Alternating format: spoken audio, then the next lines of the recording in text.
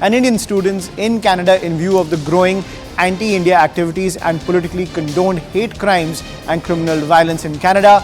All Indian nationals there and those contemplating travel have been urged to exercise utmost caution. Recently, threats have particularly targeted towards Indian diplomats and sections of the Indian community who oppose the anti-India agenda. In the view of those rising attacks, this advisory has come for Indian nationals living inside Canada and those planning to travel to Canada. Now, Indian nationals are therefore advised, as per this advisory, they are advised to avoid travelling to regions and political venues in Canada that have seen such incidents. Our High Commission, that is the pitch that's come in from the MEA, our High Commission and Consulate Generals will continue to be in contact with the Canadian authorities to ensure the safety and the well-being of the Indian community in Canada. So that is the pitch that has come in from the MEA. Remember, last night Canada gave out an advisory to its citizens that those who are in India and those who are planning to travel to India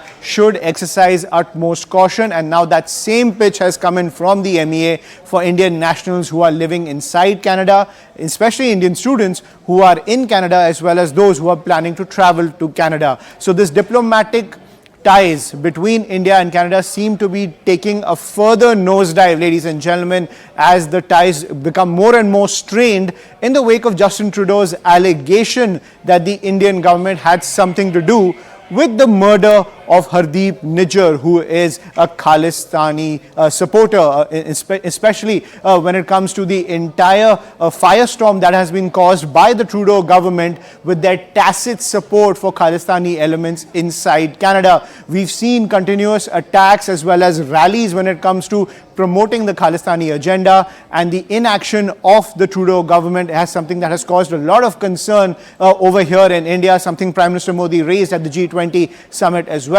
But diplomatic ties seem to be taking a nosedive. I'm joined by my colleague Abhishek Jha, who's getting us this piece of breaking news. Abhishek, give us the details.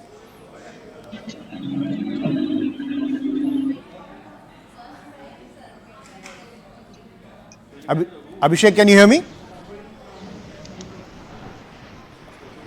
Right, we'll try to reconnect with Abhishek over there. But what we are learning now is the MEA has sent an advisory to Indian nationals living inside Canada and those planning to travel to Canada, saying that they should exercise the utmost caution as well as avoid those locations inside Canada where pro-Khalistani political activity takes place because of the recent attacks on not just Indian diplomats but other members of the Indian community who have protested against the Khalistani agenda, as well as those political elements who have supported the Khalistani agenda. So that advisory is coming in from the MEA, which has advised Indian nationals who are inside Canada and those planning to travel to Canada, saying that they should exercise the utmost caution, avoid those locations where pro-Khalistani political activity is taking place. Remember, diplomatic ties, ladies and gentlemen, are being strained between India and Canada and continue to be under pressure in the wake of Justin Trudeau, Canada's Prime Minister. His entire pitch that when it comes to the murder of Hardeep Nijjar, who was murdered back in June during a shootout in Surrey, Justin Trudeau has said that the Indian government has some potential links to that entire murder. Now, at the same time, the opposition inside Canada has also questioned Justin Trudeau, saying that can you furnish more evidence after making that stunning charge that the Indian government has something to do with the murder of Hardeep Nijjar. So a lot of political pressure on Justin Trudeau, who is currently in a coalition, is in a coalition government with the NDP, the National Democratic Party, which is led by a pro-Khalistani supporter. So that is the pitch that's coming from the MEA when it comes to advisory to Indian nationals who are in Canada and those who are planning to travel to Canada. I'm joined by my colleague Abhishek Jha, who's joining us live when it comes to this diplomatic tussle between India and Canada. Abhishek, give us the details.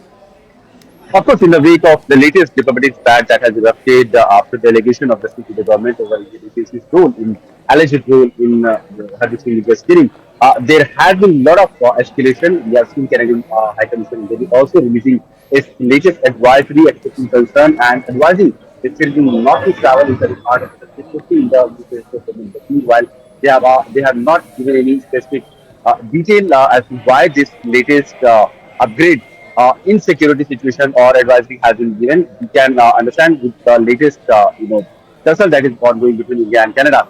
Also, in the Indian High Commission in Canada, they have also advised Indian listeners about the security situation. The advisory has clearly said that with the growing anti-India activities and politically cordoned hate crimes and criminal violence in Canada, all Indian nationals there and those contemplating travel are also exercise utmost caution. We have seen a lot of exercise or anti-India activities happening from the Palestinian elements in Canada. There is a referendum that is also scheduled to happen on 25th.